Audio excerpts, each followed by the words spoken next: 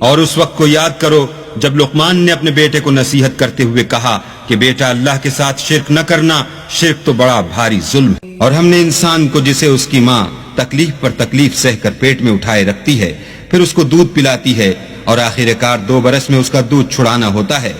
اپنے نیز اس کے ماں باپ کے بارے میں تاکید کی ہے کہ میرا بھی شکر کرتا رہے اور اپنے ماں باپ کا بھی،